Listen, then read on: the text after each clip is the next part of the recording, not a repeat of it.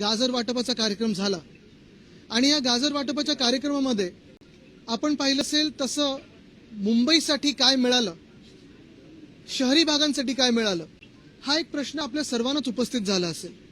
आणि एक दिसतं आपल्याला शहरी भागाला काही नाही, ग्रामीण भागाला देखील तसं पाहायला गेलं तर नुसतं निवडणुकीच्या आधी फसवण्याचा प्रयत्न होत आहे, पण हा महाराष्ट्र फसला जाणार नाही हे आज आपल्या सर्वांना माहिती आहे. आपल्या देखील बातम्यांमधून हे कळत आहे की जेवढं काही त्यांनी काल सांगितलेलं आहे ते फक्त होर्डिंगसाठी आहे, बॅनरसाठी आहे, ॲडव्हर्टायझिंगसाठी आहे आणि निवडणुकीनंतर यांचं सरकार तर येणारच नाही. तरी देखील मिंदे सरकार जोपर्यंत जेवढे दिवस आहे तेवढे दिवस दाखवण्यासाठी आहे.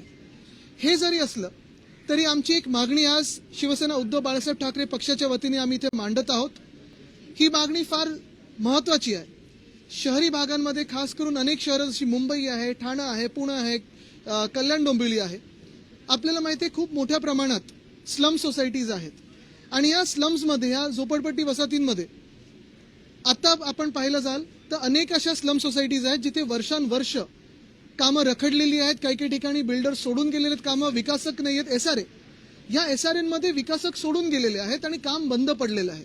काही काही ठिकाणी भाडी दिली जात नाही आहेत आणि आमचं स्पष्ट मत आहे की अशा ठिकाणी सरकारने एक एजन्सी किंवा SRAमध्येच अशी यंत्रणा जाहीर करावी. जसं म्हाडामधून वरळी BDD असेल, वरळी नामजोशी असेल, वरळी नायगाव BDD नामजोशी असेल आणि नायगाव असेल, तसंच ह्या SRAमध्ये देखील सरकारने SRAमध्ये एजन्सी बनवून कॉन्ट्रॅक्टर नेमून स्थानिक तिकडच्या लोकांना, रहिवाशांना, त्या स्लम सोसायटीजना, SRAना घरं बांधून द्यावीत. ही आमची पहिली मागणी राहील. कॉन्ट्रॅक्टरच्या मार्फत बांधा. दुसरी मागणी आमची ही आहे की अनेक आता स्लम सोसायटीजमध्ये बहुमजली स्लम्स झालेले आहेत, बहुमजली झोपडपट्ट्या झालेल्या आहेत. कधी ना कधीतरी त्यांना पात्रता त्यांची ठरवायला लागेल, त्यांना मान्य करायला लागेल, त्यांना सामावून घेतलं जाईल. आजपासूनच निर्णय झाला पाहिजे की ज्या बहुमजली स्लम्स झालेल्या आहेत, मग मला वाटतं आपण एक विषय मांडलेला तो 1+1चा, अनेक ठिकाणी तर 1+2 पण झालेलं आहे. ह्याच्यावर निर्णय घेऊन, सकारात्मक निर्णय घेऊन, त्यांना ह्या स्कीम्समध्ये घेऊन त्यांना देखील त्यांची हक्काची घरं ही या सरकारने दिलीच पाहिजेत. अर्थात हे सरकार आता काही दिवसांचं आहे. आम्ही तर हा निकाल आणूच, आम्ही हा कायदा आणूच, पण ते आधी जमलं तर या खोके सरकारने ते करावं ही आमची पूर्णपणे इच्छा आहे आणि मागणी आज आहे. काल अर्थसंकल्प मांडला गेला, अजून त्याला सभागृहात मंजुरी मिळाली नाही, मात्र काल शासन निर्णय काढून जे आहे ते इम्प्लिमेंट करायला सुरुवात केलेली आहे. आता हे शासन निर्णय संविधाना किंवा आपल्या कायद्यांना चिकटून आहे का, कायद्याच्या दायऱ्यात बसतं का? आणि आम्ही पहिल्यापासून जे सांगतोय की हे घटनाबाह्य सरकार आहे, संविधानाचा नेहमी अपमान करणारं सरकार आहे.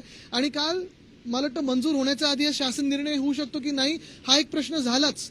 पण हे सगळं होर्डिंगसाठी केलं जातंय हे आपल्याला दिसलं असेल. आता अनेक ठिकाणी मुंबईत तर हायकोर्टाची निकाल आहेत काही की तुम्ही इलिगल होर्डिंग्स लावू शकत नाहीत, रस्त्यावर होर्डिंग लावू शकत नाहीत. तरी घटनाबाह्य मुख्यमंत्र्यांचे लावलेले आहेत, 2 DCM दिसत नाहीत किंवा छोटे फोटोज आहेत. मग हे नक्की क्रेडिट वॉरसाठी झालंय का आणि 1,500 रुपयात नक्की कोणाचं काय भागणार आहे हा देखील एक प्रश्न आहे. कालच आम्ही मविया म्हणून इथे जेव्हा प्रेस कॉन्फरन्स घेतली आपल्याला सांगितलं की आमच्या वचननाम्यात तर 8,500 रुपयात, तर 1,500 रुपयाचं 8,500 रुपये तरी करून दाखवा त्यांनी. आणि ती ज्या मध्य प्रदेशच्या धर्तीवरती लाडकी बहिणी योजना लागू करण्यात आली, त्याच मध्य प्रदेशमध्ये ती योजना लागू करण्यासाठी, अंमलात आणण्यासाठी 3 महिने जवळपास उठून गेले होते. मात्र आपल्या हे बारामतीत पण लागू होणार आहे ना? मात्र आपल्या राज्यात 1 जुलैपासूनच ती योजना लागू होते. कुठेतरी मतांची जुळवाजुळव करण्यासाठी सगळं नक्कीच हे मतांसाठीच सुरू आहे. आणि जसं मी सांगितलं, सरकार तर टिकणार नाहीच, पण वीज माफीचं असेल किंवा हे असेल, महत्वाची गोष्ट म्हणजे निवडणुकीसाठी केलेलं आहे.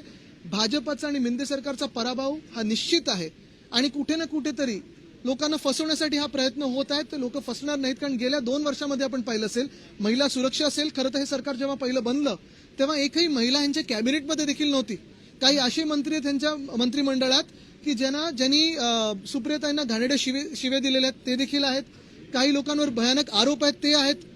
जर लाडली बहिणा असेल तर पहिलं ह्या लोकांची हकालपट्टी केली पाहिजे आणि मग ही स्कीम तुम्ही लागू करा. आणि 1,500 रुपयात कोणाला ह्या महागाईच्या जमान्यात काय मिळणार आहे? सर, आता शिवजयंती असेल किंवा राज्याभिषेक सोहळा असेल, हा तिथीप्रमाणे होणार आहे, हा एक निर्णय घेतलाय, कसं म्हणताय? नाही, ठीक आहे ना, स्वागत आहे. उत्तर पश्चिम मुंबई लोकसभा मतदारसंघामध्ये मोठी अपडेट येते, ज्यामध्ये वायकरांची निर्णय हे अपक्ष उमेदवाराचं आय कार्ड घेऊन काम करत होते मतमोजणी केंद्रावर, असं स्वतः निर्णय निवडणूक अधिकारी आता आपल्याला कळेल ते यांच्यातून जे का कारणाने पळून गेले ते तर त्यांनी जगजाहीर सांगितलं होतं. तरी देखील आता जेव्हा हे सगळे कोर्टात येईल सगळ्या गोष्टी, तेव्हा कारवाई होणार. आणि जे लोकशाहीला फसवायला जातात, जे संविधान बदलायला जातात आणि जे लोकांची फसवणूक करतात, त्यांच्यावर आम्ही कारवाई करणार. आमचं सरकार बसतंय, दिल्लीत पण बसणार आणि इथे पण बसणार. आदित्यजी, तुम्ही आता प्रसाद लाड यांना ऑफर दिली की या आमच्याकडे, ते नेमकं काय होतं आणि जर का प्रसाद लाड तुमच्याकडे आले तर स्वागत असेल? नाही, त्यांनी मला गंमत म्हणून विचारलं की भेटूया का, तर मी त्यांना गंमत म्हणून विचारलं, चला लिफ्टमध्येच भेटा ना, म्हणजे बातम्या परत सुरू होतील. असं काही रुद्राक्ष घातलं म्हणून काहीतरी ते होतं, ते काय होतं? गंमत असते काय. ठीक आहे, मला वाटतं आजचे हा विषय महत्वाचा आहे, फार महत्वाचा आहे. कारण आपल्याला माहिती आहे मुंबईत अनेक एसआरए रखडलेले आहेत, ठाण्यात अनेक एसआरए रखडलेले आहेत. जे दाऊसमध्ये एमओयू झाले अनेक उद्योगांच्या बाबतीत, त्याच्या बाबतीत सरकार श्वेतपत्रिका काढणार अशी माहिती उद्योगमंत्र्यांनी सभागृहात दिली. कधी नाही, पण कधी काढणार, निवडणुकीच्या आधी काढणार. कुठच्या 2029च्या 2034च्या? कारण ह्या सरकारमध्ये आपल्याला मागच्या वेळी सांगितलं होतं, डॅव्हॉस जे मागच्या वर्षीचं झालं, साधारणपणे 35 ते 40 कोट्याची मजामस्ती झाली तिथे, एक सुद्धा काम झालं नाही. एक तरी मला इकडे प्लांट आलेला दाखवा. दुसरं म्हणजे ह्या वर्षी जे गेले तेवढंच खर्च झाला, पण कुठेही मजामस्तीशिवाय दुसरं काही झालं नाही. आम्ही जसं त्यावेळी टाइम टेबल दाखवलं होतं, एकदाच आमची डॅव्हॉसची व्हिजिट झाली होती, जे प्रोजेक्ट आले ते आले. नंतर एक नेदरलँडची पण ट्रिप झाली, त्याच्यात 2-3 आयुक्त आणि सहआयुक्त होते, त्याच्यावर पण आम्ही आरटीआय टाकून माहिती काढलेली आहे. तो देखील आम्ही जी काही माहितीचा एक बॉम्ब आहे तो लोकांसमोर लवकर आणू. महालक्ष्मी रेसकोर्स लीजवर त्या टर्फला जे दिले, 2 कोटी रुपये कमी केलेलं आहे. भाडं कमी करण्याचं कारण काय? दुसरं म्हणजे तिथे जे रेस्टॉरंट्स आहेत ते नक्की आता भाडं जे गेले 10 वर्ष होते ते भाडं भरत होते महानगरपालिकेकडे नाही. दुसरा प्रश्न. तिसरा प्रश्न म्हणजे आज पण हाच प्रश्न उपस्थित होतो की वरती आमच्या दबावामुळे काही कन्स्ट्रक्शन करणार नाही असं कॅबिनेटने जरी मान्य केलं असेल तरी अंडरग्राऊंड तुम्ही कार पार्क करणार आहेत की नाही ह्याची स्पष्टता येऊ द्या.